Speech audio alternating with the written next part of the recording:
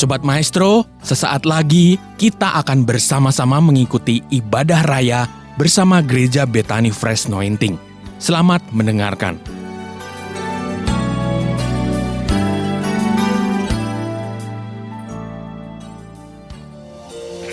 Engkau Bapa yang setia, yang selalu menunjukkan kepada kami kasih setia-Mu. Pagi ini sampaikan firman-Mu, kami siap diberkati. Turunkan roh hikmat dan wahyu untuk seluruh jemaat Tuhan. Untuk mereka boleh dibukakan kebenaran firman Tuhan. Sebab firman-Mu adalah kebenaran yang memerdekakan. Urapi hamba-Mu, urapi kami semua. Dalam satu nama Tuhan Yesus Kristus, kami berdoa. Semua yang siap diberkati lambaikan tangannya. Dan sama-sama kita berkata, amin. Lebih mantap lagi katakan, amin. Tepuk tangan paling meriah, katakan haleluya. Silakan duduk saudaraku, shalom. Iya. Gimana kabar Bapak Ibu Saudara? Amin. Sehat, kuat dan makmur. Amin. Haleluya. Kyonghi bagi setiap Bapak Ibu yang merayakan tahun baru Imlek. Tuhan Yesus memberkati saudara. Yang enggak merayakan juga ikut bersukacita dapat angpau. Amin. Oke. Bapak Ibu yang dikasih Tuhan, langsung saja. Saya mau sampaikan satu kebenaran yang kalau kebenaran ini dibukakan, ini yang paling menakutkan pihak iblis. Sehingga saudara butuh konsentrasi, tolong. Sebab kalau engkau mengerti kebenaran ini, iblis paling takut, saudaraku. Ya, iblis paling takut dengan kebenaran tentang darah Yesus. 9 tulah kurang dahsyat apa terjadi atas Mesir. 420 tahun bangsa Israel ada dalam perbudakan. Mereka menjadi bangsa budak, perhatikan saya, lemah, sakit-sakitan, miskin. Kemudian datanglah pembebas lewat Musa. Tuhan membebaskan bangsa Israel. Kenapa harus 10 tulah, saudara? Harusnya nggak perlu 10 tulah. 1 tulah asal bangsa Mesir, Firaun nggak mengeraskan hati, mereka bebas.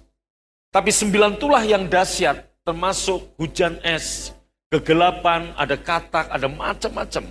Air jadi darah, tidak mengubah hati Firaun. Dan juga yang kedua, tidak mengubah status bangsa Israel. Mereka tetap bangsa budak, lemah, sakit, dan miskin.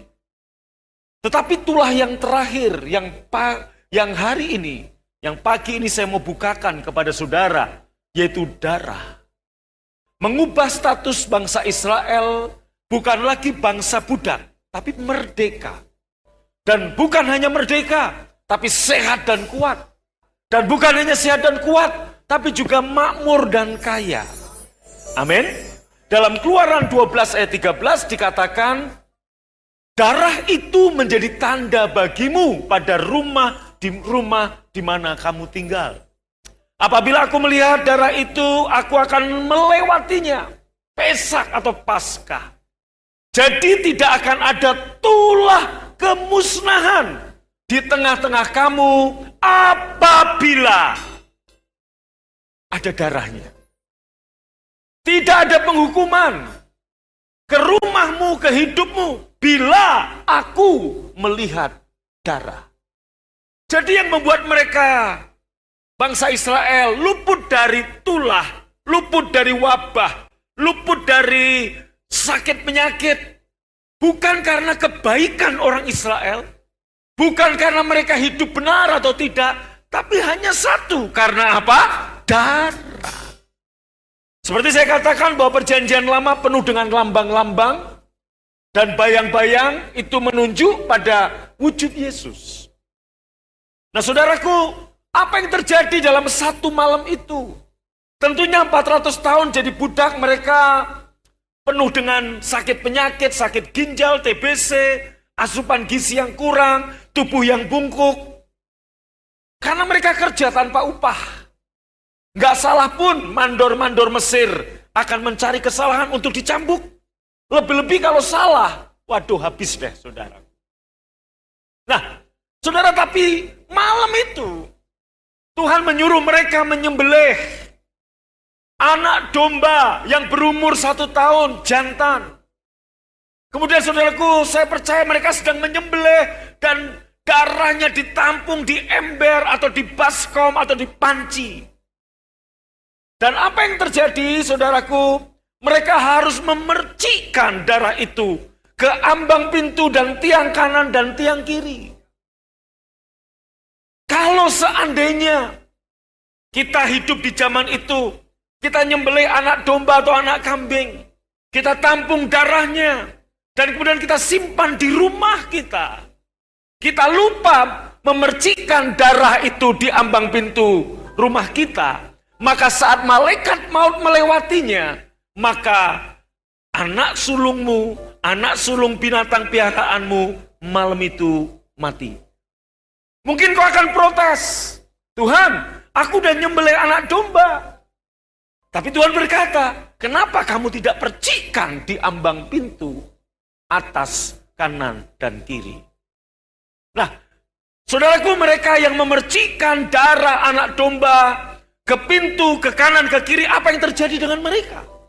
Malam itu, amazing grace, special grace, mujizat besar terjadi. Dalam satu malam, Mazmur 105:37, Allah memerdekakan mereka, Allah membebaskan mereka, dituntun mereka keluar dari Mesir dengan membawa banyak emas dan perak, dan gak ada yang tergelincir. Versi lain, dia memimpin Israel keluar dengan perak dan emas, gak ada seorang pun di antara mereka yang lemah. Terus kemudian ia membimbing umatnya keluar dari Mesir dengan selamat sambil membawa banyak emas perak. Pada waktu itu tidak ada yang sakit atau yang lemah di antara mereka. Terakhir, kemudian bangsa Israel di antaranya keluar, mereka membawa emas dan perak. Semuanya, baca sama-sama. Amin. Alias begini, Anda lihat malam itu, hanya satu malam karena darah, tiba-tiba mengubah status budak menjadi orang merdeka. Mengubah status orang penyakitan menjadi sehat.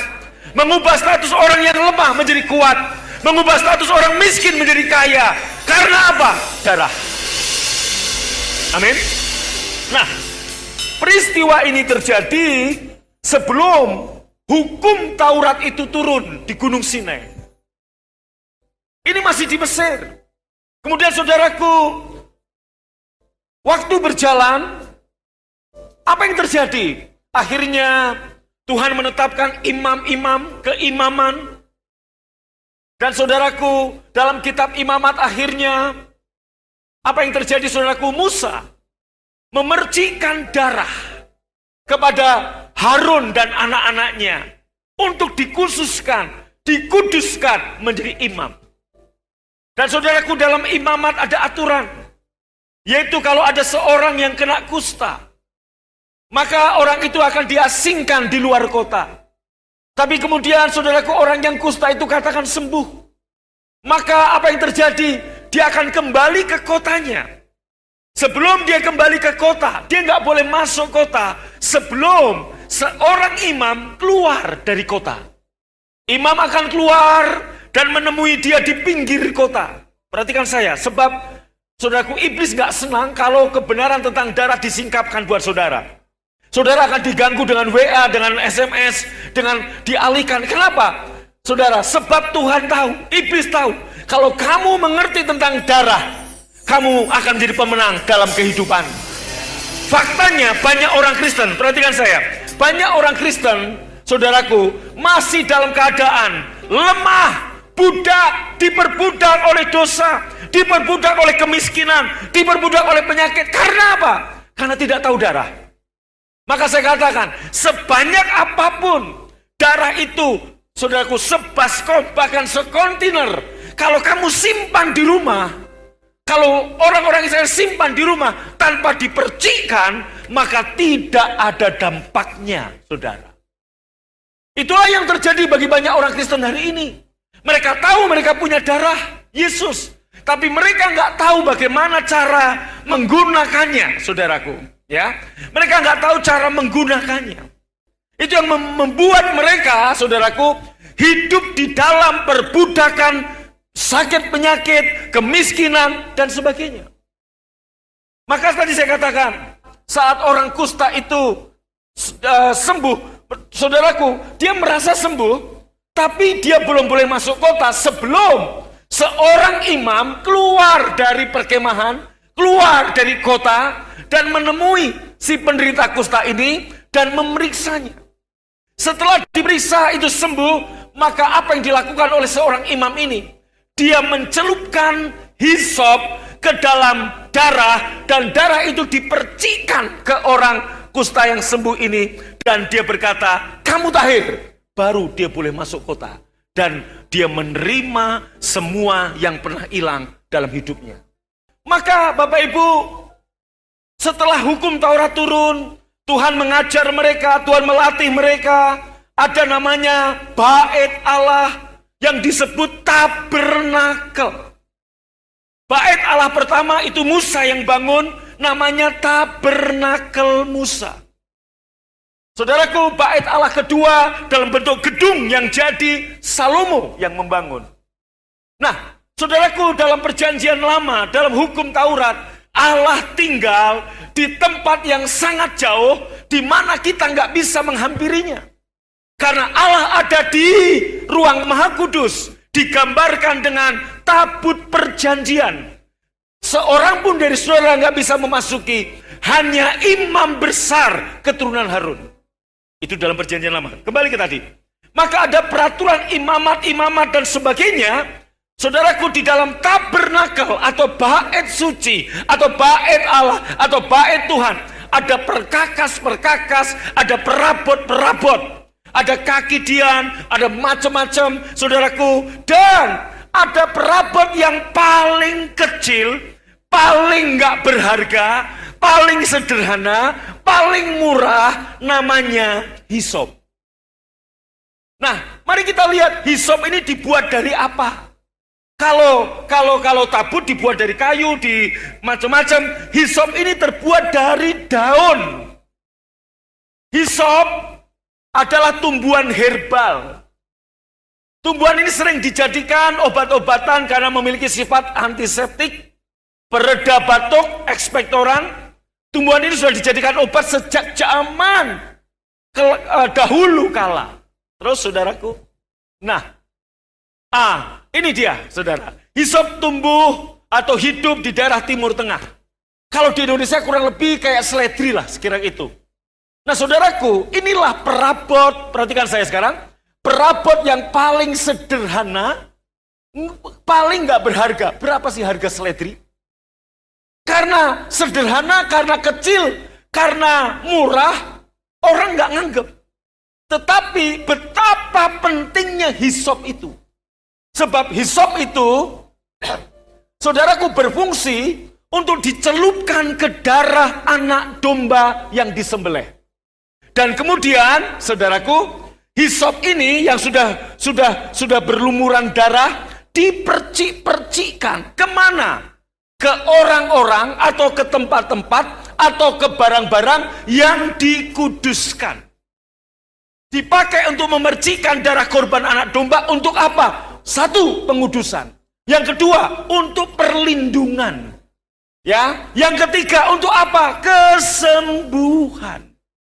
Saudaraku, maka dengarkan baik-baik.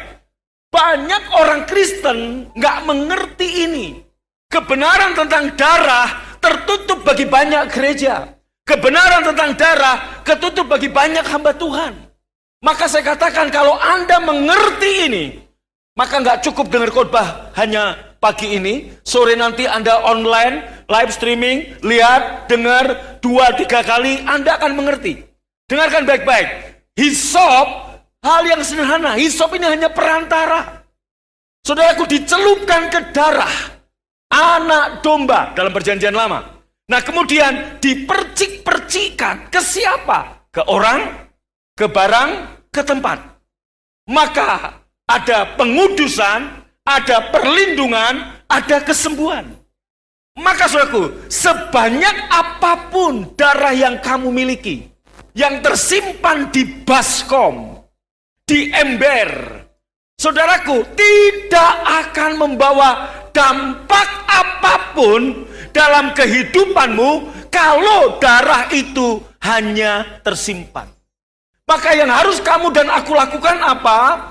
Ambil hisopmu, celupkan ke baskom atau ember yang penuh dengan darah, dan percikan kepada orang-orang, kepada tempat-tempat, kepada barang-barang yang diperlukan. Maka darah pemercikan tadi akan efektif, powerful, dan penuh otoritas. Yang mengerti boleh tepuk tangan paling meriah bagi Allah kita. Nangkap saudara? Nangkap? Jadi begini saudaraku. Katakan Anda menyembelih anak domba, darah Anda tampung, Anda simpan di baskom, nggak ngefek di rumahmu. Sebelum kamu ambil perabot yang paling kecil, sederhana dan murah, namanya hisop. Kamu celupkan ke baskom dan kamu percikkan. Saudaraku yang dikasihi Tuhan, tadi saya katakan, di zaman perjanjian lama Allah tinggal di tempat yang kita nggak bisa mendatanginya. Yaitu apa? Di ruang maha kudus, di dalam bait sucinya. Tetapi saat Yesus mati di kayu salib, tirai terbelah jadi dua. Bapak Ibu yang dikasihi Tuhan, Anda bukan hanya sekedar bisa menghampiri di mana Tuhan tinggal, tapi justru tubuhmu dijadikan tempat di mana Dia tinggal. Katakan amin. Amin. Tubuhmu adalah bait Roh Kudus, tubuhmu adalah bait Allah. Allah tinggal. Nah, katakan tubuhku bait Allah, tubuhku bait suci. Nah, di dalam tubuhmu yang menjadi bait suci ada perabot-perabot. Dan perabot yang paling kecil, yang paling sederhana, itu namanya hisop. Kamu punya hisop yang selama ini kamu lakukan. Kamu gak ambil hisopmu dan kamu gak lumuri hisop dengan darah, dan kamu gak percikan darah Yesus dalam hidupmu. Itulah sebabnya kenapa hidupmu berjalan seperti roda, kadang di atas, kadang di bawah. Kenapa penyakit bisa menghampirimu? Kenapa orang-orang Kristen, saudaraku, dengarkan baik-baik, kena penyakit menular, kena COVID, dia nggak memperkatakan, dia nggak mengambil hisop. Dengar, kalau Anda mengerti hari ini, wow, engkau jadi pemenang dalam kehidupan. Inilah darah. Sebab apa? Nggak ada yang bisa menghalangi darah Yesus. Bahkan iblis pun takluk pada darah Yesus. Dengarkan baik-baik, 9 tulah nggak bisa membebaskan Israel, tapi darah tidak gagal. Darah memerdekakan mereka. Darah membuat mereka selamat, sehat, kuat, dan makmur. Tepuk tangannya paling meriah. Amin. Nah, hari ini saya mau sampaikan, kamu punya hisop yang sering tidak kamu pakai. Kamu punya darah. Untuk apa darah kamu simpan di baskom kehidupanmu? Demikian juga darah Yesus dalam baskom kehidupanmu harus dipercikkan dengan hisopmu. Saya mau katakan, Anda menyadari kamu punya darah. Darah Yesus kamu punya, karena kamu sudah terima Yesus. Tapi selama ini darah Yesus, dengarkan baik, lihat saya, kamu simpan di baskom kehidupanmu. Kamu gak pernah ambil hisopmu, kamu celupkan ke baskom yang penuh dengan darah Yesus, dan kamu percik-percikan. Maka kalau Anda pergi ke Israel, ada imam-imam di sana, pendeta-pendeta gereja ortodok, gereja katolik ortodok dan sebagainya, Armenian, pakai baju hitam-hitam atau baju putih-putih. Kadangkala kita lihat mereka ambil daun, dicelupkan di air, itu menggambarkan darah, dipercik-percikan, saudaraku. Anda nggak harus seperti itu. Saudara, itu bayang-bayang perjanjian lama, tapi ini kenyataannya perjanjian baru. 1 Korintus 5 ayat 7, dengar, Anda nggak perlu nyembelih anak domba, karena Yesus sudah menjadi anak domba Paskah bagimu. Buanglah ragi yang lama. Ragi yang lama apa? Perjanjian yang lama. Anda hidup dalam perjanjian yang baru, supaya kamu menjadi adonan yang baru, yang tidak berragi. Sebab jadi bagian kita. Kenapa orang Kristen nggak nyembelih anak domba, anak kambing setiap tahun?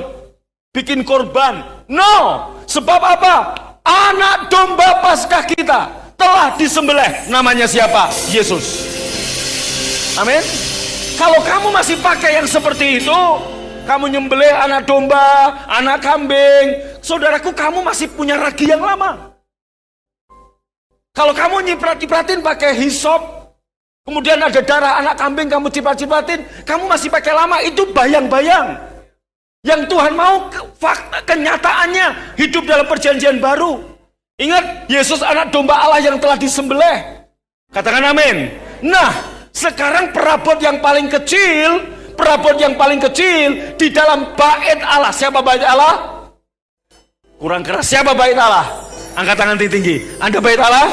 Anda punya perabot kecil, namanya hisop, dan hisop itu apa? Lidahmu. Ini kecil. Kecil. Saudara, ini kecil, tapi inilah yang harus hisopmu itu dilumuri darah, kamu percikan ke tempat-tempat, ke barang-barang, ke orang-orang, maka kamu akan melihat hidupmu, pekerjaanmu, bisnismu akan mengalami pengudusan, akan mengalami apalagi perlindungan, akan mengalami apa? Kesembuhan. Yang ngerti boleh lambaikan tangannya, tepuk tangan paling mulia, katakan amin. Haleluya. Haleluya. Kita buka saudaraku Wahyu 12 ayat 11. Jadi hisop kita apa saudara?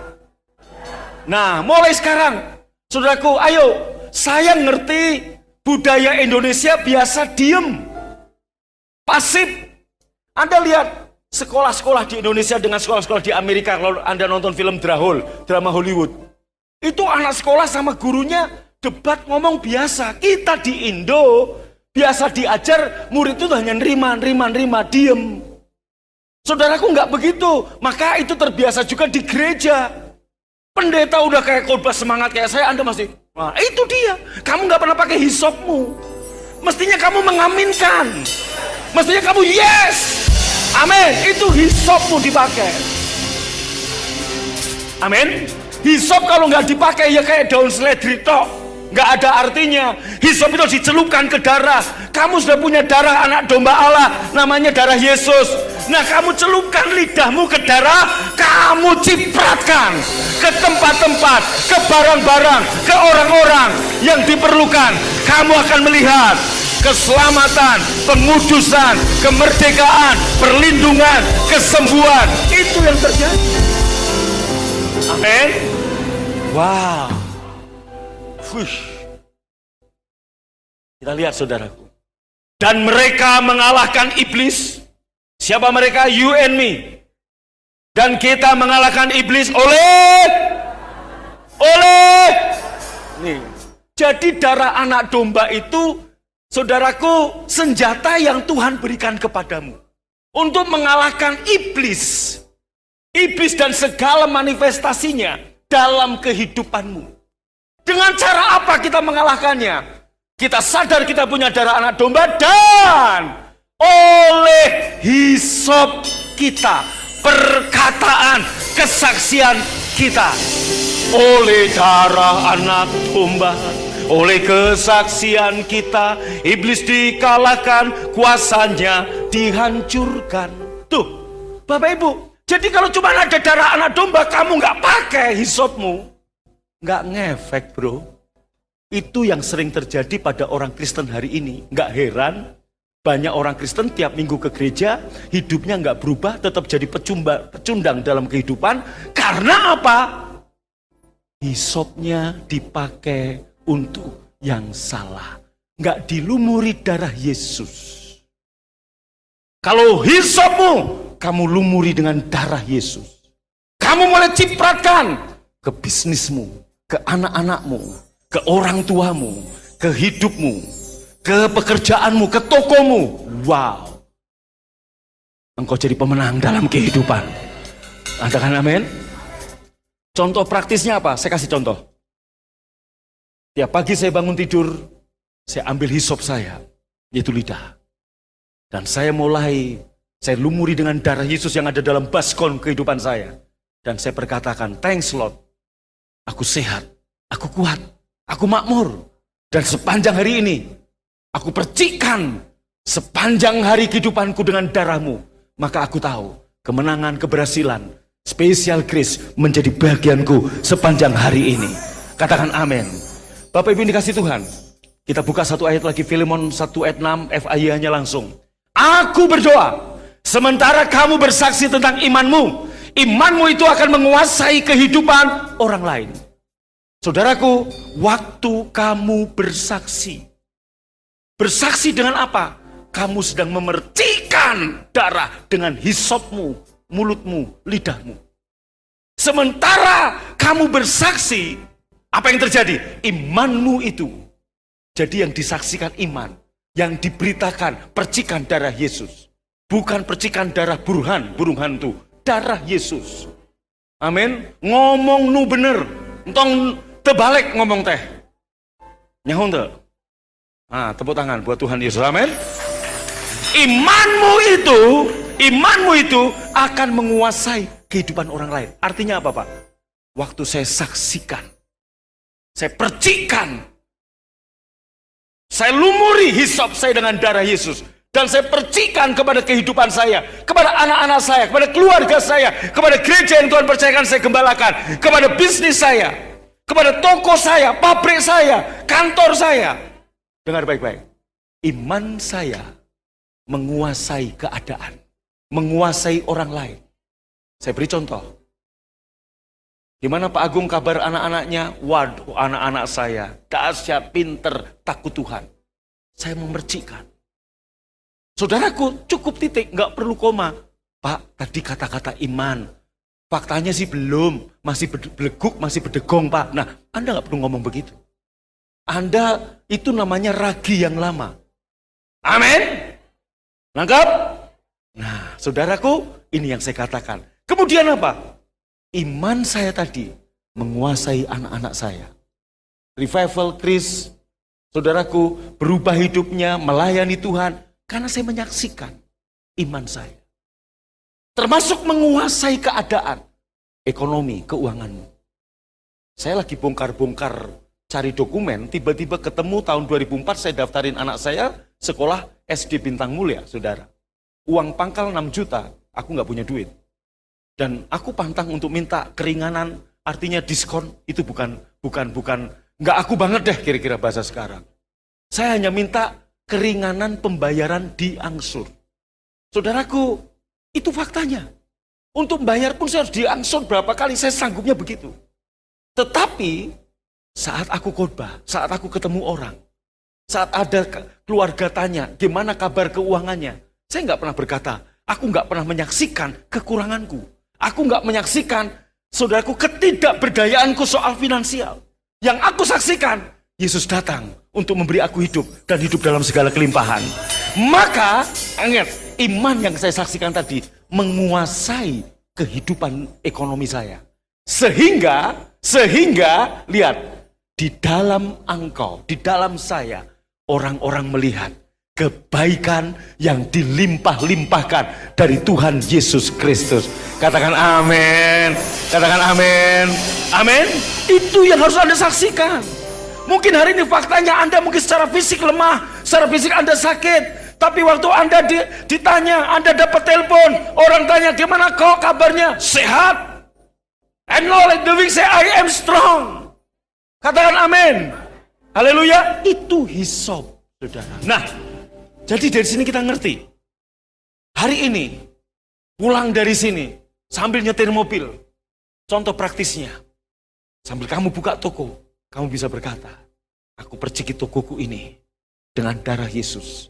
Ini toko yang diberkati Tuhan. Aku perciki anak-anakku dengan darah Yesus. Dengan apa? Hisop. Loh Pak, kalau gitu saya nanti minum anggur perjamuan, anak saya tidur 3-3 saya semprot. Bukan. Kamu perciki dengan perkataanmu, dengan darah. Amin. Ada perlindungan bagimu. Saya yakin, saya percaya. Gak ada satupun dari saudara mulai hari ini. sakit penyakit mendatangimu. Enggak akan ada.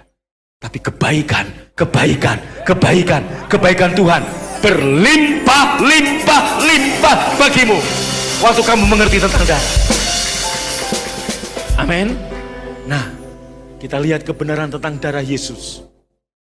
Saudaraku, ada 5 kebenaran darah Yesus melakukan apa buatmu. Number 1, Anda menerima karena darah Yesus, Anda menerima kasih karunia, penebusan, dan pengampunan. Penebusan dan pengampunan. Efesus chapter 1. Sebab di dalam Dia dan oleh darahnya kita beroleh, yaitu pengampunan dosa menurut kekayaan kasih karunia-Nya. Ingat, menurut kekayaan kasih karunia-Nya yang gak terbatas. Kalau kasih karunia masih bisa dibayar, bukan kasih karunia. Kamu diampuni bukan karena kamu berbuat baik. Kamu disucikan bukan karena kamu berbuat saleh. Sekalipun kamu tidak setia, Dia setia. Banyak maka Paulus berkata, ingat, kasih Tuhan itu, aku berdoa supaya kamu memahami betapa panjang, lebar, tinggi, dan dalam. Dan kamu bisa mengerti kasih itu yang melampaui segala pengetahuan. Artinya, otak kita nggak mampu mencapai pengertian tentang kasih karunia yang Tuhan beri.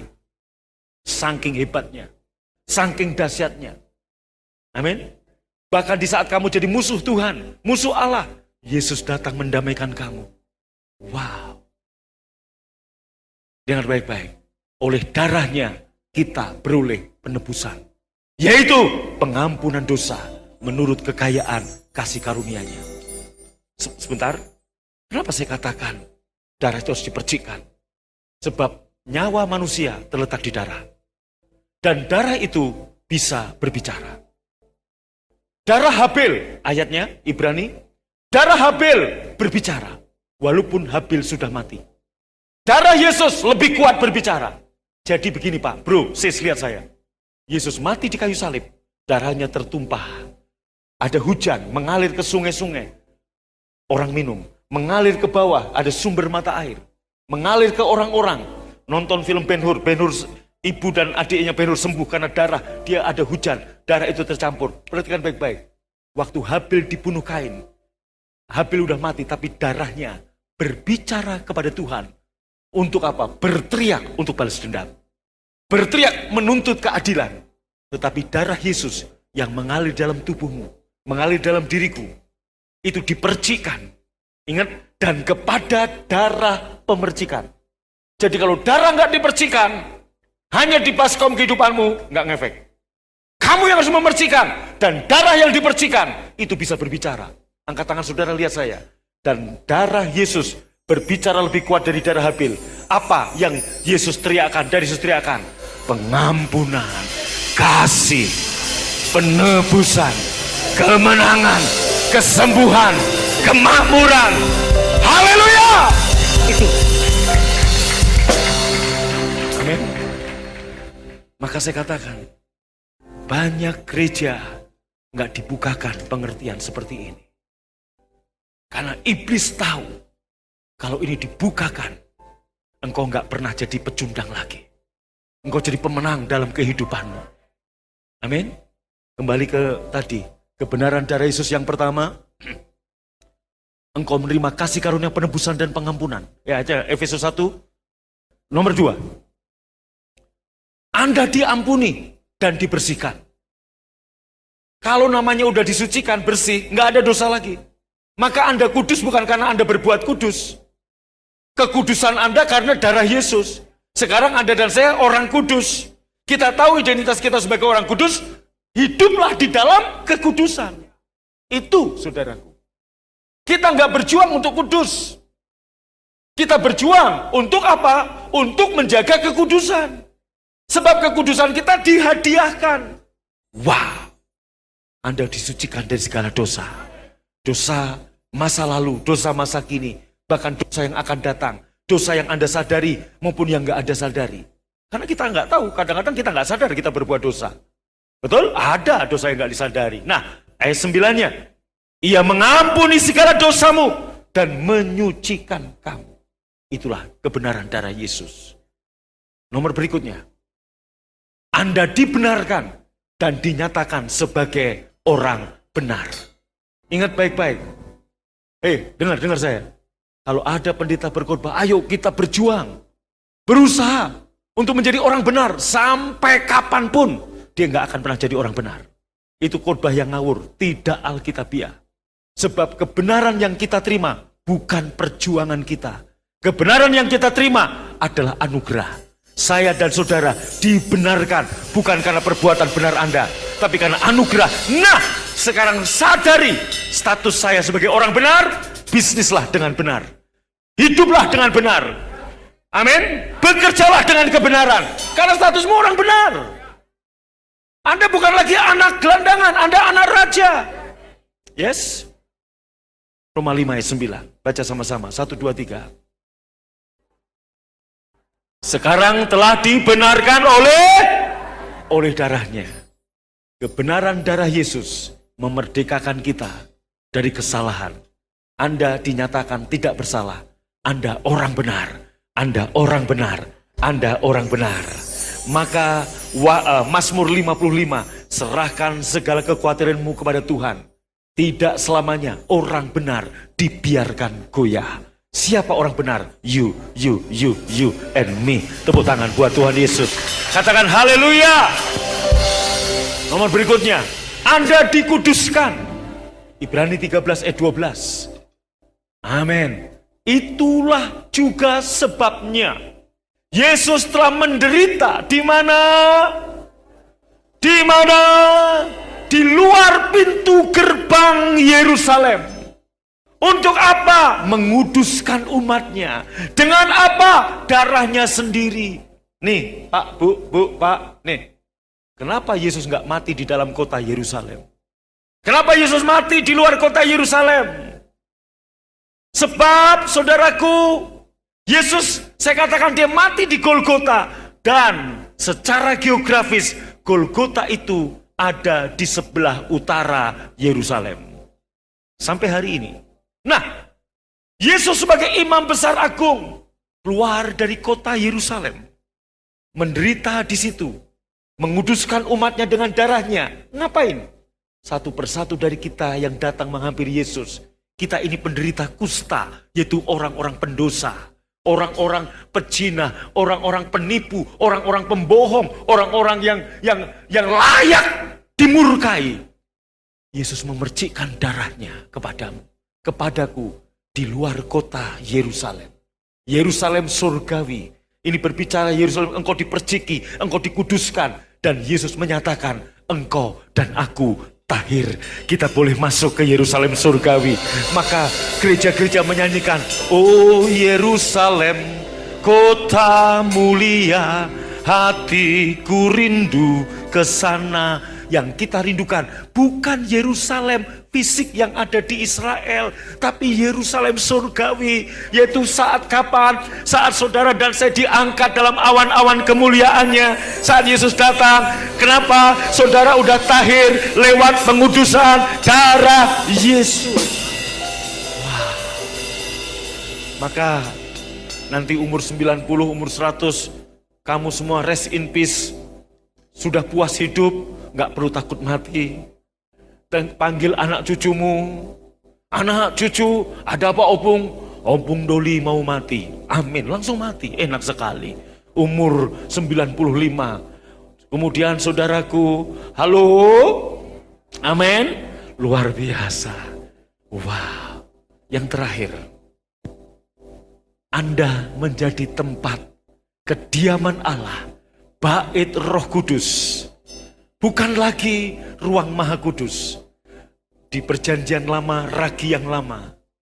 Saudaraku, kita nggak bisa menghampiri dia tinggal, di mana dia berada. Tapi dalam perjanjian yang baru, antara Bapa dengan anak, kita bukan hanya bisa menghampiri, justru dia menjadikan tubuhmu ini. Pegang tubuhmu. Tempat kediamannya. Wow. Ayatnya di mana, bro, sis? Atau tidak tahukah kamu bahwa tubuhmu adalah bait Roh Kudus yang diam dalam kamu, Roh Kudus yang kamu peroleh dari Allah, dan bahwa kamu bukan milik kamu sendiri? ayat 20-nya. Sebab kamu telah dibeli dengan darah anak domba Allah. Harganya telah lunas dibayar. Karena itu, muliakanlah Allah. Perjanjian lama, kamu harus lakukan ini, kamu harus lakukan ini, kamu harus lakukan ini, supaya kamu dapat upah. Perjanjian yang baru, kamu sudah diberi upah. Bagian kita memuliakan Tuhan dengan tubuh kita, dengan harta kita, dengan waktu kita, dengan tenaga kita. Katakan amin. Ada 9 deklarasi, saya nggak bisa khotbahkan sekarang. Saudaraku, kenapa gereja BFA dari dulu? Imani, deklarasi. Sebenarnya ini berbicara, kamu mengimani, kamu sedang menyipratkan darah Yesus di dalam kehidupanmu, di dalam keuanganmu, di dalam bisnis, dalam pekerjaanmu. Tepuk tangan buat Tuhan, bangkit berdiri. I am here because of your grace. I am here because of your love, Lord Jesus. I am so thankful for your grace abounds to me. One more. I am here because of your grace.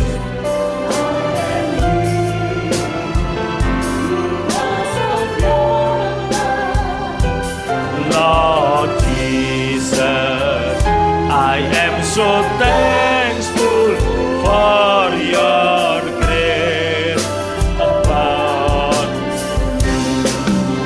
Thank you, Jesus.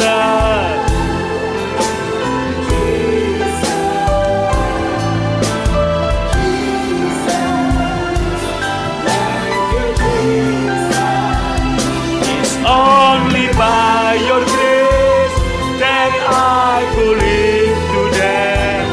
Forever I will praise. Lift your hand, say thank you, hallelujah. Thank you, Jesus.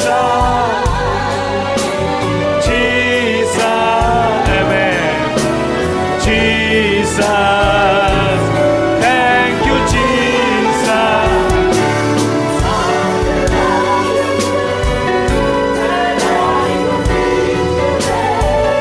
Forever I will praise your name. Sekali lagi, thank you, Jesus.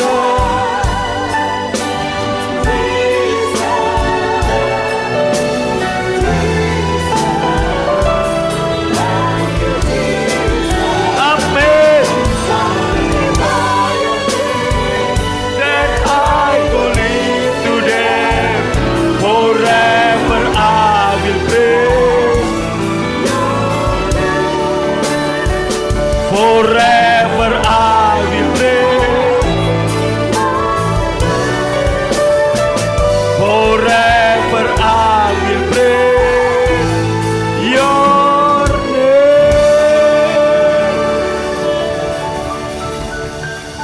Mari siapkan roti dan anggur saudara. Inilah darah yang dipercikkan kepada saudara, sehingga saudara dikuduskan, diampuni, dibenarkan, disembuhkan, dipulihkan, dan diberkati. Bukankah roti yang kita pecah-pecahkan hari ini adalah persekutuan dengan tubuh Tuhan Yesus? Yang percaya ambil dan makan dalam nama Yesus. Angkat cawan dengan tangan kanan saudara lebih tinggi dari kepala saudara. Yesus mengambil cawan, sesudah makan memberikan pada muridnya dan berkata, ini darahku yang ditumpahkan bagi banyak orang. Bapak Ibu yang dikasih Tuhan, bukankah cawan pengucapan syukur yang atas yang kita mengucap syukur ini adalah persekutuan dengan darah Yesus? Yang percaya ambil dan minum dengan hormat dalam nama Yesus.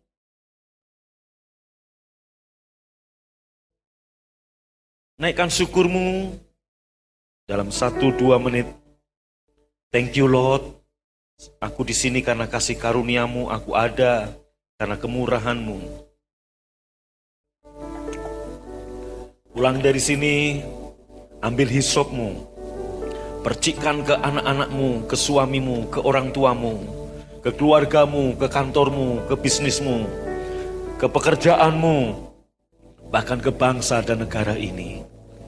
Terima kasih Tuhan, dan sebagai tanda syukur, kami mau membawa persembahan kami. Kami tabur keuangan, kami bawa perpuluhan kami. Kami bawa persembahan sulung, dan kami juga bawa persembahan gedung untuk rumah Tuhan. Berkati semua tangan yang menabur, 30, 60, 100 kali ganda. Dalam nama Yesus terjadi bagi mereka. Dan sekarang sebelum engkau pulang, buka hati, angkat tanganmu. Tuhan memberkatimu dan melindungimu. Tuhan menyinarimu dengan wajahnya, serta memberimu kasih karunia. Tuhan menghadapkan wajahnya kepadamu dan memberimu damai sejahtera. Pulanglah dengan selamat. Terimalah berkat yang berlimpah-limpah dari Bapa di surga, cinta kasih dari Tuhan Yesus, dan persekutuan yang manisnya Roh Kudus menyertai memberkati engkau. Dari sekarang sampai selama-lamanya. Yang percaya diberkati berkata, amin. Sobat Maestro, Anda baru saja mendengarkan ibadah raya bersama Gereja Bethany Fresh Anointing. Terima kasih atas kebersamaan Anda. Selamat hari Minggu dan Tuhan Yesus memberkati.